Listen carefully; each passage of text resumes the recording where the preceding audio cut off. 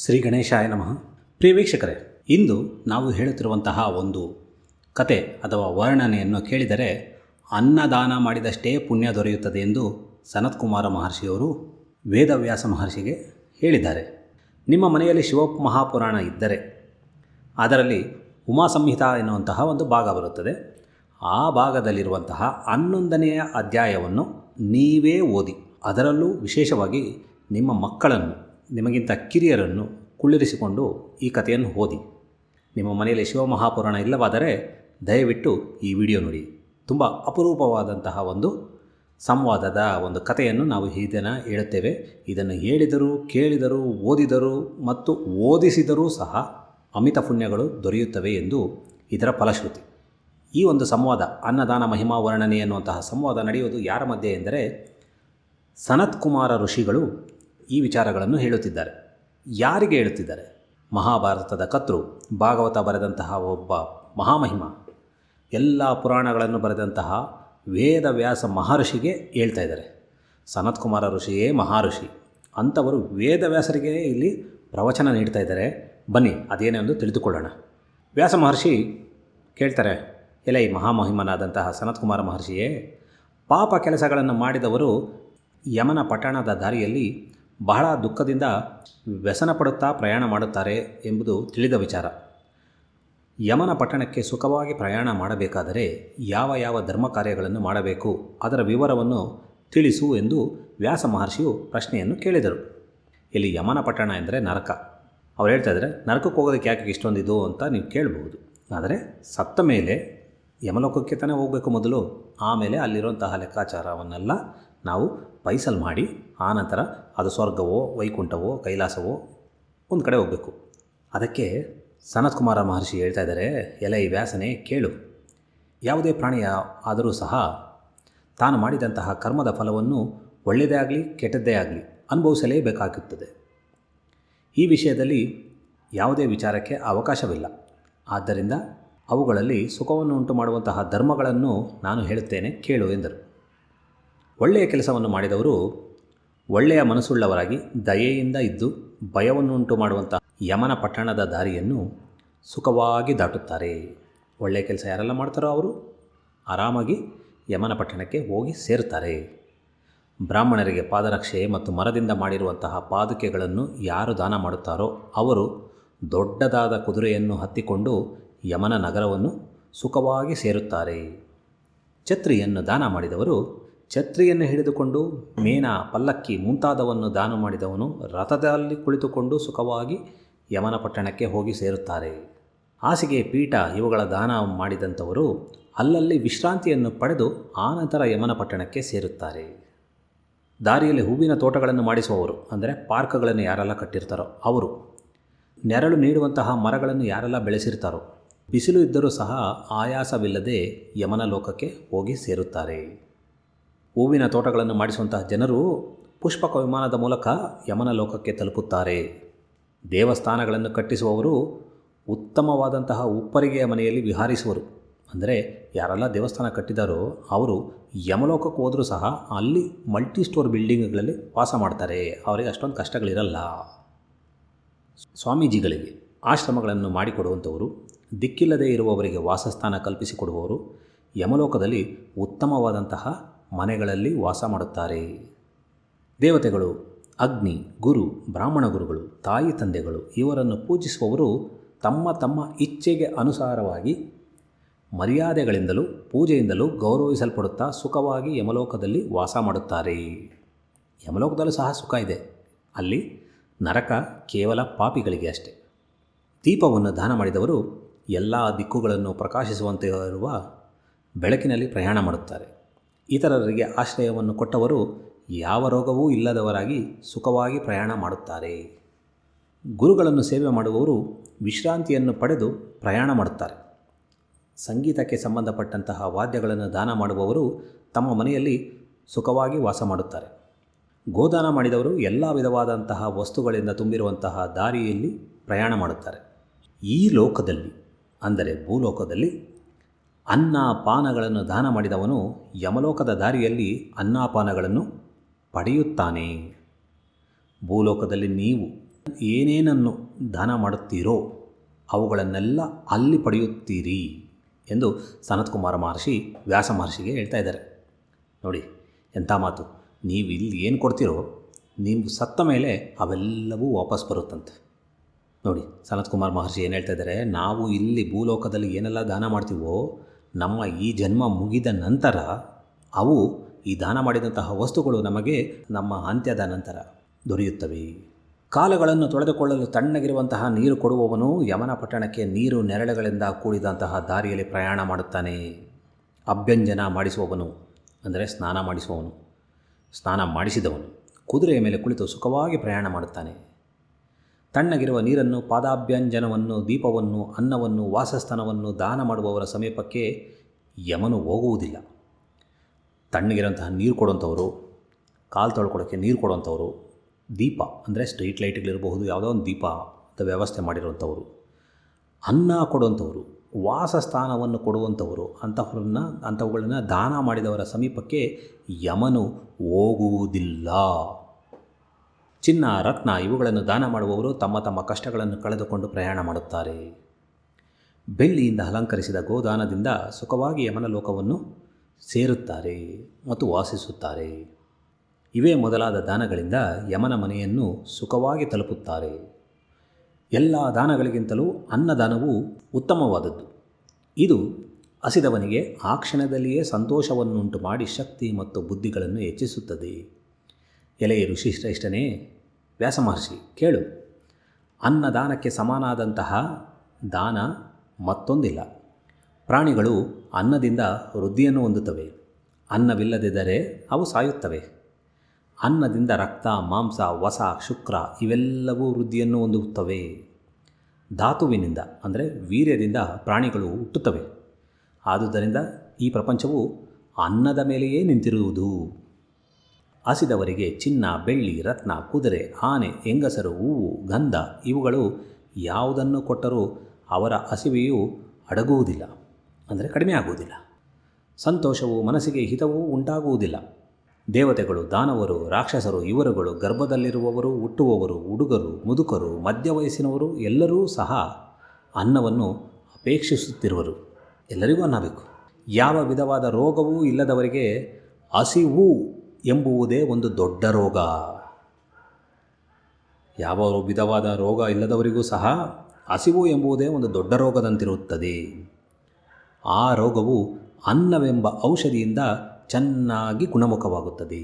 ಇದರಲ್ಲಿ ಯಾವುದೇ ಸಂಶಯವಿಲ್ಲ. ಪ್ರಾಣಿಗಳಿಗೆ ಹಸಿವಿಗೆ ಸಮನಾದಂತಹ ದುಃಖವು, ರೋಗವು ಯಾವುದೂ ಇರುವುದಿಲ್ಲ. ಹಾಗೆಯೇ ಆರೋಗ್ಯಕ್ಕೆ ಸಮನಾದಂತಹ ಸೌಖ್ಯವು, ಕೋಪಕ್ಕೆ ಸಮನಾದಂತಹ ಶತ್ರುವು ಯಾವುದೂ ಇಲ್ಲ. ಈ ಕಾರಣದಿಂದ ಅನ್ನದಾನ ಮಾಡುವುದರಿಂದ ಬಹಳ ಪುಣ್ಯ ಉಂಟೆಂದು ಹೇಳುವರು. ಹಸಿವೆಯಿಂದ ಉಂಟಾದಂತಹ ಅಗ್ನಿಯಿಂದ ಪ್ರಾಣಿಗಳು ಸಾಯುತ್ತವೆ. ಅಂತಹ ಹಸಿವೆಯು ಅನ್ನದಿಂದ ಶಮನವಾಗುತ್ತದೆ. ಹಸಿವು ಅನ್ನುವಂತಹ ಒಂದು ಬೆಂಕಿ ಪ್ರಾಣಿಗಳನ್ನು ಸಾಯಿಸುತ್ತೆ. ಅನ್ನ ಅನ್ನುವಂತಹ ಒಂದು ಶಮನ ಅಂದರೆ ಆ ಒಂದು ಅಗ್ನಿಯನ್ನು ಹೋಗಲಾಡಿಸುವಂತಹ ಒಂದು ಶಮನಕಾರಿ ವಸ್ತುವಿನಿಂದ ಆ ಹಸಿವೆಯು ಶಮನವಾಗುತ್ತದೆ, ಅಂದರೆ ಕಮ್ಮಿಯಾಗುತ್ತದೆ. ಆದುದರಿಂದ ಅನ್ನವನ್ನು ದಾನ ಮಾಡುವವನು ಪ್ರಾಣವನ್ನು ಕೊಡುವವನು ಎನ್ನಿಸಿಕೊಳ್ಳುವನು. ಯಾರು ಅನ್ನ ಕೊಡ್ತಾರೋ ಅವನು ಜೀವದಾತ, ಅನ್ನದಾತನೇ ಜೀವದಾತ ಎನ್ನಿಸಿಕೊಳ್ಳುತ್ತಾನೆ. ಪ್ರಾಣದಾನ ಮಾಡಿದವನಿಗೆ ಸಮನಾದಂತಹ ಪುಣ್ಯವಂತನು ಯಾರೂ ಇರುವುದಿಲ್ಲ. ಪ್ರಾಣದಾನ ಮಾಡಿದವನು ಎಲ್ಲವನ್ನೂ ದಾನ ಮಾಡಿದವನು ಎನ್ನಿಸಿಕೊಳ್ಳುವ ಕಾರಣ ಅನ್ನದಾನ ಮಾಡಿದ್ದರಿಂದ ಎಲ್ಲವನ್ನೂ ದಾನ ಮಾಡಿದ ಫಲವು ಬರುವುದು. ಅನ್ನದಾನ ಮಾಡಿದವನ ಅನ್ನದಿಂದ ಶರೀರವನ್ನು ರಕ್ಷಿಸಿಕೊಂಡವನು ಮುಂದೆ ಪುಣ್ಯದ ರಾಶಿಯನ್ನು ಸಂಪಾದಿಸುವನಾದ್ದರಿಂದ ಅನ್ನದಾನ ಮಾಡಿದವನಿಗೆ ಆ ಪುಣ್ಯದಲ್ಲಿ ಅರ್ಧವು, ಅನ್ನವನ್ನು ಭುಜಿಸಿದವನಿಗೆ ಅರ್ಧವೂ ಬರುವುದು. ನೋಡಿ ಎಂಥ ಮಾತಾಡ್ತಿದ್ದಾರೆ ಸನತ್ಕುಮಾರ ಮಹರ್ಷಿಗಳು. ಅನ್ನದಾನ ಮಾಡಿದವನ ಹತ್ತಿರ ಅನ್ನವನ್ನು ಯಾರು ಸೇವಿಸುತ್ತಾರೋ ಅವರು ಜೀವ ಪಡೆದುಕೊಳ್ತಾ ಇರ್ತಾರೆ, ಹೊಟ್ಟೆ ಹಸಿವಿನಿಂದ ಪಾರಾಗಿರ್ತಾರೆ.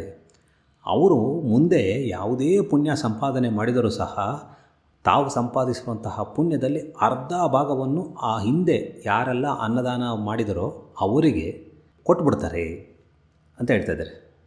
ನೀವು ಅನ್ನದಾನ ಮಾಡಿದೆ ಅಂತ ಹೇಳಿದ್ರೆ ನಿಮ್ಮ ಹತ್ರ ಯಾರೆಲ್ಲ ಬಂದು ತಿಂತಾರೋ, ನಿಜವಾಗ್ಲೂ ನೀವು ಅನ್ನದಾನ ಮಾಡಿದಾಗ, ನಿಜವಾಗ್ಲೂ ಹೊಟ್ಟೆ ಹಸಿದವರು ಬಂದು ತಿಂದಾಗ, ಅವರು ಮುಂದಕ್ಕೆ ಯಾವುದೇ ಕಾರ್ಯ ಮಾಡಿದರೂ ಸಹ ಅದರಲ್ಲಿ ಅರ್ಧ ಭಾಗ ನಿಮಗೇ ಗೊತ್ತಿಲ್ಲದೆ ನಿಮ್ಮ ಅಕೌಂಟಿಗೆ, ನಿಮ್ಮ ಪುಣ್ಯದ ಅಕೌಂಟಿಗೆ ಜಮೆ ಆಗುತ್ತಾ ಹೋಗುತ್ತದೆ ಎಂದು ಸನತ್ಕುಮಾರ ಮಹರ್ಷಿ ವ್ಯಾಸ ಮಹರ್ಷಿಗೆ ಹೇಳ್ತಾ ಇದ್ದಾರೆ ಈ ಶಿವ ಮಹಾಪುರಾಣದಲ್ಲಿ.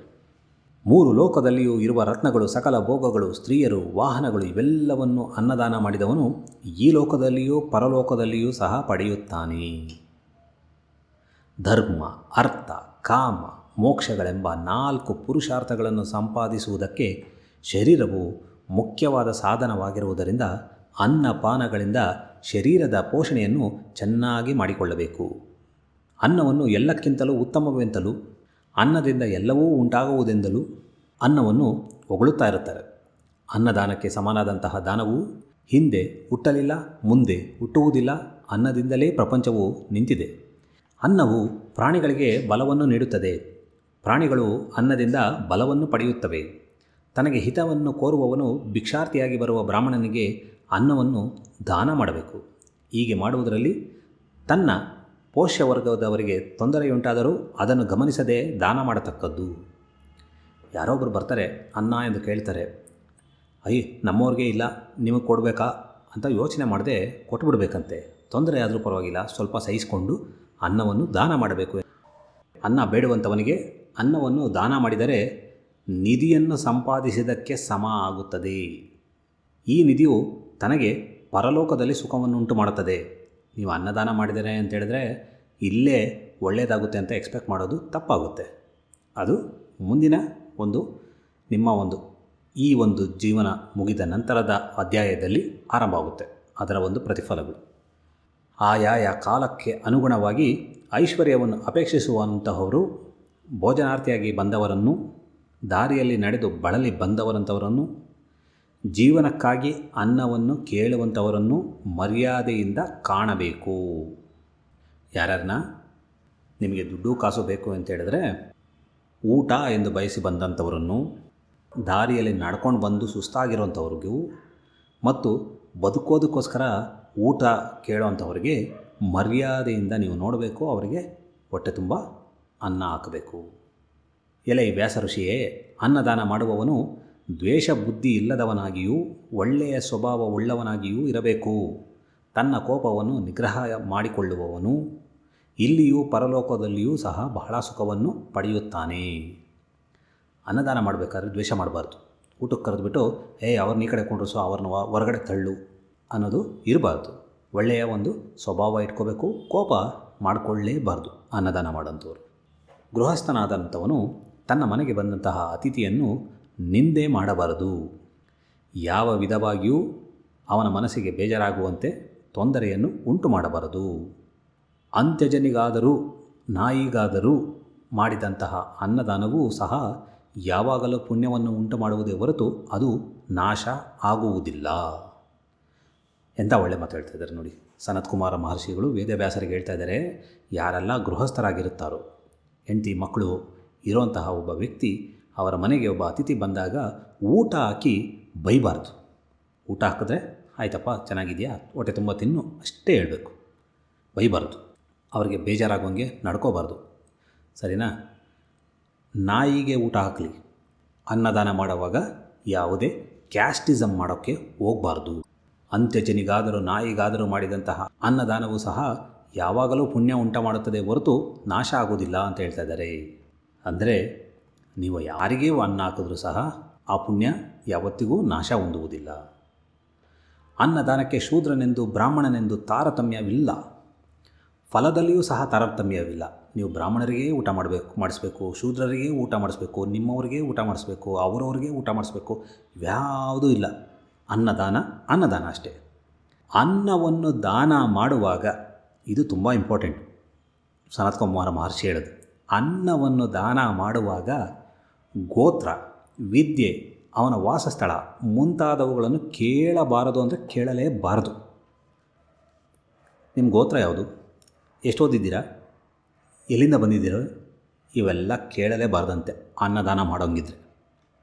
ಬ್ರಾಹ್ಮಣನು ಅನ್ನವನ್ನು ಕೇಳಿದಾಗ ಅವನಿಗೆ ಅನ್ನವನ್ನು ಹಾಕುವವನು ಪಂಚಭೂತಗಳು ಪ್ರಳಯವಾಗುವವರೆಗೂ ಉತ್ತಮವಾದಂತಹ ಸ್ವರ್ಗವನ್ನು ಹೊಂದುತ್ತಾನೆ. ಅನ್ನದಾನ ಮಾಡುವವನಿಗೆ ಸ್ವರ್ಗದಲ್ಲಿ ವೃಕ್ಷಗಳು ಕೂಡ ಎಲ್ಲ ವಿಧವಾದ ಅವನ ಇಷ್ಟಗಳನ್ನು ನಡೆಸಿಕೊಡುತ್ತವೆ. ಸ್ವರ್ಗದಲ್ಲಿ ಯಾವುದೇ ವೃಕ್ಷದ ಬಳಿ ಹೋಗಿ ಅವನೇನೇ ಕೇಳ್ಕೊಂಡ್ರೂ ಸಿಗುತ್ತಂತೆ ಇಲ್ಲಿ ಅನ್ನದಾನ ಮಾಡಿದರೆ. ಇಲ್ಲಿ ಅನ್ನವನ್ನು ಊಟ ಮಾಡಿದವರು ಸಂತೋಷ ಪಡುವ ಹಾಗೆ ಅಲ್ಲಿ ಅವನಿಗೂ ಸಂತೋಷ ಉಂಟಾಗುತ್ತದೆ. ನೀವು ಯಾರನ್ನ ಕರೆದು ಊಟ ಹಾಕ್ತಿರೋ ಅವ್ರಿಗೆ ಎಷ್ಟು ಸಂತೋಷ ಆಗುತ್ತೋ ಬರೆದಿಟ್ಕೊಳ್ಳಿ, ನೀವು ಮುಂದೆ ಸ್ವರ್ಗದಲ್ಲಿ ಅಷ್ಟೇ ಸಂತೋಷ ಪಡ್ತೀರ. ಇಲ್ಲಿ ಅಲ್ಪ ಸಂತೋಷ ಕೊಟ್ಟರೆ ಅಲ್ಲಿ ಅಲ್ಪ ಸಂತೋಷ, ಇಲ್ಲಿ ಫುಲ್ ಮೀಲ್ಸ್ ಕೊಟ್ಟರೆ ಅಲ್ಲಿ ನಿಮಗೆ ಫುಲ್ ಮೀಲ್ಸ್. ಎಲ್ಲ ಈ ವ್ಯಾಸ ಮಹರ್ಷಿಯೇ ಕೇಳು, ಅನ್ನದಾನದಿಂದ ಉತ್ತಮವಾದಂತಹ ಸ್ವರ್ಗ ಲೋಕಾದಿಗಳು ಉಂಟಾಗತಕ್ಕಂತಹ ಕ್ರಮವನ್ನು ವಿವರಿಸಿ ಹೇಳುತ್ತೇನೆ ಕೇಳು. ಅನ್ನದಾನ ಮಾಡಿದಂತಹ ಮಹಾತ್ಮರಾದವರ ಮನೆಗಳು ಸ್ವರ್ಗದಲ್ಲಿ ಅನೇಕ ವಿಧವಾದಂತಹ ಆಕಾರವುಳ್ಳವುಗಳಾಗಿ ನಾನಾ ವಿಧವಾದಂತಹ ಇಷ್ಟಗಳನ್ನು ನಡೆಸಿಕೊಡಲು ಸಮರ್ಥವಾಗಿರುತ್ತವೆ. ಅಂದರೆ ನಿಮ್ಮ ಈಗಿನ ಅಪಾರ್ಟ್ಮೆಂಟ್ ಭಾಷೆಯಲ್ಲಿ ಹೇಳಬೇಕಪ್ಪ ಅಂತ ಹೇಳಿದ್ರೆ, ಸ್ವರ್ಗದಲ್ಲಿ ಇಲ್ಲಿ ಯಾರೆಲ್ಲ ಅನ್ನದಾನ ಮಾಡ್ತಾರೋ ಅವರಿಗೆ ಸ್ವರ್ಗದಲ್ಲಿ ಎಲ್ಲ ಅಮ್ಯುನಿಟೀಸ್ ಇರುವಂತಹ ಒಂದು ಮನೆ ಸಿಗುತ್ತೆ. ಆ ಮನೆಗಳಲ್ಲಿರುವಂತಹ ಉದ್ಯಾನ ವೃಕ್ಷಗಳು ಎಲ್ಲ ವಿಧವಾದಂತಹ ಇಷ್ಟವನ್ನು ಪೂರೈಸುತ್ತವೆ. ಅಲ್ಲಿರುವಂತಹ ಉತ್ತಮವಾದ ಚಿನ್ನದ ಬಾವಿಗಳು, ಸರೋವರಗಳು ಎಲ್ಲ ಕಡೆಯಲ್ಲೂ ಸುಖಕರವಾದಂತಹ ಪಾನೀಯವನ್ನು ಕೊಡುತ್ತವೆ. ಅನ್ನದಾನ ಮಾಡಿದವನಿಗೆ ಸ್ವರ್ಗಲೋಕದಲ್ಲಿ ಬೆಟ್ಟಗಳ ಹಾಗೆ ಇರುವಂತಹ ಭಕ್ಷ್ಯಗಳು, ತಿಂಡಿಗಳು, ಬಟ್ಟೆಗಳು, ಆಭರಣಗಳು ದೊರೆಯುತ್ತವೆ. ಹಾಲಿನ ಒಳೆಗಳೇ ಅಲ್ಲಿ ಇರುತ್ತವೆ. ತುಪ್ಪಕ್ಕೂ ಕೊರತೆ ಇಲ್ಲ. ಚಿನ್ನ, ಬೆಳ್ಳಿ, ರತ್ನಗಳು ಮೊದಲಾದ ಉತ್ತಮ ವಸ್ತುಗಳಿಂದ ನಿರ್ಮಿತವಾದಂತಹ ಮಹಡಿ ಮನೆಗಳು ಇರುತ್ತವೆ.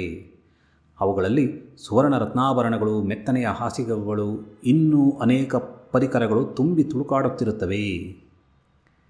ಇಲ್ಲಿಯೂ ಪರಲೋಕದಲ್ಲಿಯೂ ತನಗೆ ಶ್ರೇಯಸ್ಸನ್ನು ಬಯಸಿ ಅನ್ನದಾನ ಮಾಡಿದವನು ಇವೆಲ್ಲವನ್ನೂ ಹೊಂದುವ ಕಾರಣ ಅನ್ನದಾನವನ್ನು ಅವಶ್ಯಕವಾಗಿ ಮಾಡಬೇಕು. ಅನ್ನದಾನ ಮಾಡುವವರಿಗೆ ಬಹಳ ಪುಣ್ಯವಂತರು ಪಡೆಯುವಂತಹ ಇಂತಹ ಲೋಕಗಳು ದೊರೆಯುತ್ತವೆ. ಹಾಗಾಗಿ ಅನ್ನವನ್ನು ಹೆಚ್ಚಾಗಿಯೂ ಅವಶ್ಯಕವಾಗಿಯೂ ದಾನ ಮಾಡಬೇಕು. ಅನ್ನ ದಾನ ಮಾಡೋದ್ರಲ್ಲಿ ಇಷ್ಟೇ ಅಂತ ನೀವು ಲೆಕ್ಕ ಹಾಕಬಾರ್ದು. ಆ ರೀತಿ ದಾನ ಮಾಡಬೇಕು. ಒಳ್ಳೆ ಕರ್ಣ ದಾನ ಮಾಡಿದಂಗೆ ಅನ್ನವನ್ನು ಹೆಚ್ಚು ಹೆಚ್ಚು ದಾನ ಮಾಡ್ತಾ ಇರಬೇಕು. ನೀವು ಹೆಚ್ಚು ಹೆಚ್ಚು ದಾನ ಮಾಡಿದಷ್ಟು ನಿಮಗೆ ಬರುತ್ತೆ, ವಾಪಸ್ ಬಂದೇ ಬರುತ್ತೆ. ಅನ್ನವೇ ಸಾಕ್ಷಾತ್ತಾಗಿ ಬ್ರಹ್ಮರೂಪದಿಂದಲೂ ವಿಷ್ಣುವಿನ ರೂಪದಿಂದಲೂ ಈಶ್ವರನ ರೂಪದಿಂದಲೂ ಇರುವುದು. ಅನ್ನಂ ಪ್ರಜಾಪತಿ ಸಾಕ್ಷಾತ್ ಅನ್ನಂ ವಿಷ್ಣು ಸ್ವಯಂ ಹರಃ ತಸ್ಮದ್ ಅನ್ನಂ ಸಮಂ ದಾನಂ ನ ಭೂತಂ ನ ಭವಿಷ್ಯತಿ. ಇದು ಸನತ್ಕುಮಾರ ಮಹರ್ಷಿ ಹೇಳಿರುವಂತಹ ಶ್ಲೋಕ. ಅನ್ನವೇ ಸಾಕ್ಷಾತ್ ಬ್ರಹ್ಮ, ಅನ್ನವೇ ಸಾಕ್ಷಾತ್ ವಿಷ್ಣು, ಅನ್ನವೇ ಸಾಕ್ಷಾತ್ ಈಶ್ವರ, ಅನ್ನಂ ಬ್ರಹ್ಮೇತಿ ವ್ಯಜನಾತ್ ಎಂದು ಶ್ರುತಿಯೂ ಸಹ ಇರುತ್ತದೆ. ಆದ್ದರಿಂದ ಅನ್ನದಾನಕ್ಕೆ ಸಮನಾದಂತಹ ದಾನವು ಹಿಂದೆ ಹುಟ್ಟಲಿಲ್ಲ, ಮುಂದೆ ಹುಟ್ಟುವುದೂ ಇಲ್ಲ. ಬಹಳ ಪಾಪವನ್ನು ಮಾಡಿದವರು ಸಹ ಅನ್ನದಾನ ಮಾಡಿದರೆ ಅಂಥವರು ತಮ್ಮ ಪಾಪಗಳನ್ನು ಕಳೆದುಕೊಂಡು ಸ್ವರ್ಗವನ್ನು ಹೋಗಿ ಸೇರುತ್ತಾರೆ. ಅನ್ನದಾನ, ಪಾನೀಯ ದಾನ, ಅಶ್ವದಾನ, ಗೋದಾನ, ವಸ್ತ್ರದಾನ, ಶಯ್ಯದಾನ ಅಂದರೆ ಹಾಸಿಗೆಗಳು, ದಿಂಬುಗಳು, ಛತ್ರದಾನ ಅಂದರೆ ರೆಸ್ಟ್ ರೂಮ್ಗಳು, ಇರೋದಕ್ಕೆ ಮಂಟಪಗಳು, ಆ ಥರದನ್ನು ನಿರ್ಮಾಣ ಮಾಡುವುದು, ಆಸನ ದಾನ, ಕುಳಿತುಕೊಳ್ಳೋದಕ್ಕೆ ಚೇರುಗಳು, ಕುರ್ಚಿಗಳು, ಇವುಗಳು ಪರಲೋಕಕ್ಕೆ ಮುಖ್ಯವಾದಂತಹ ಉಪಕಾರಕಗಳಾಗಿರುವುದರಿಂದ ಈ 8 ದಾನಗಳನ್ನು ಅವಶ್ಯಕವಾಗಿ ಮಾಡಬೇಕು. ಯಾವುದ್ಯಾವುದು? ಅನ್ನದಾನ ಟಾಪ್ 1, ಪಾನೀಯ ದಾನ ಯಾವುದಾದ್ರೂ ನೀರು, ಮಜ್ಜಿಗೆ, ಎಳನೀರು, ಪಾನಕ ಈ ಥರದ್ದು ಪಾನೀಯ ದಾನಗಳು, ಅಶ್ವದಾನ, ಗೋದಾನ, ವಸ್ತ್ರದಾನ, ಶಯ್ಯದಾನ, ಛತ್ರದಾನ, ಆಸನ ದಾನ, ಈ 8 ದಾನಗಳನ್ನು ಅವಶ್ಯಕವಾಗಿ ಮಾಡಬೇಕು. ಇವು ನಿಮಗೆ ಪರಲೋಕದಲ್ಲಿಯೂ ಸಹ ವಾಪಸ್ ಸಿಗುತ್ತವೆ. ಈ ಪ್ರಕಾರವಾಗಿ ಹೇಳಿರುವ ದಾನಗಳು ಹೆಚ್ಚಾದ ಫಲಗಳನ್ನು ಕೊಡುವವು. ಈ ದಾನಗಳನ್ನು ಮಾಡುವುದರಿಂದ ಮನುಷ್ಯರು ವಿಮಾನದಲ್ಲಿ ಯಮನ ನಗರವನ್ನು ಹೋಗಿ ಸೇರುತ್ತಾರೆ. ಆದುದರಿಂದ ಸುಖಕರವಾದಂತಹ ಈ ದಾನಗಳನ್ನು ಅವಶ್ಯಕವಾಗಿ ಮಾಡಬೇಕು. ಅನ್ನದಾನ ಮಾಡಿದಂತಹ ಮಹಿಮೆಯನ್ನು ವಿಸ್ತರಿಸಿ ಹೇಳುವಂತಹ ಉಪಾಖ್ಯಾನವನ್ನು ಓದುವವರು, ಪ್ರತಿಯೊಂದು ಪುರಾಣದಲ್ಲೂ ಸಹ ಅನ್ನದಾನದ ಮಹಿಮೆ ಒಂದಲ್ಲ ಒಂದು ಕಡೆ ಬಂದೇ ಬರುತ್ತೆ. ಅನ್ನದಾನದ ಮಹಿಮೆಯನ್ನು ವಿಸ್ತರಿಸಿ ಹೇಳುವಂತಹ ಉಪಾಖ್ಯಾನವನ್ನು ಓದುವವನು, ಓದಿಸುವವನು ಕೂಡ ಐಶ್ವರ್ಯವನ್ನು ಹೊಂದುತ್ತಾನೆ. ನೀವು ಇವತ್ತು ನಿಮ್ಮ ಮೊಬೈಲ್ನಲ್ಲೋ ಅಥವಾ ಲ್ಯಾಪ್ಟಾಪಲ್ಲೋ ಟ್ಯಾಬ್ಲೆಟಲ್ಲೋ ಈ ಒಂದು ವಿಡಿಯೋವನ್ನು ನೋಡ್ತಾ ಇದ್ದೀರಾ. ನೀವು ಸಹ ಓದಿಸುವವರ ಲೆಕ್ಕಕ್ಕೆ ಬರುತ್ತೀರಾ. ಇತರರು ಕೇಳುವಂತೆ ಓದಿ ಹೇಳುವವನು, ನಾನು ಹೇಳಿದ್ನಲ್ವ, ನಿಮ್ಮ ಹತ್ರ ಇದ್ದರೆ ನೀವು ಸಹ ಓದಿ ಹೇಳಿ. ಶ್ರಾದ್ದ ಕಾಲದಲ್ಲಿ ಪಠಣ ಮಾಡುವವನು ಸಹ ಅನ್ನದಾನ ಮಾಡಿದಂತಹ ಫಲವನ್ನೇ ಹೊಂದುತ್ತಾನೆ. ಇದು ಸನತ್ಕುಮಾರ ಮಹರ್ಷಿ ಹೇಳಿರುವಂತಹ ಫಲಶ್ರುತಿ. ನಾವು ಇದುವರೆಗೂ ಹೇಳಿದಂತಹ ಒಂದು ಅನ್ನದಾನ ಮಹಿಮಾ ವರ್ಣನೆ ಶ್ರೀ ಶಿವಮಹಾಪುರಾಣದ ಉಮಾ ಸಂಹಿತೆಯಲ್ಲಿರುವಂತಹ ಅನ್ನದಾನದ ಮಹಿಮಾ ವರ್ಣನೆ ಎನ್ನುವಂತಹ 11ನೇ ಅಧ್ಯಾಯದಲ್ಲಿ ಇದೆ.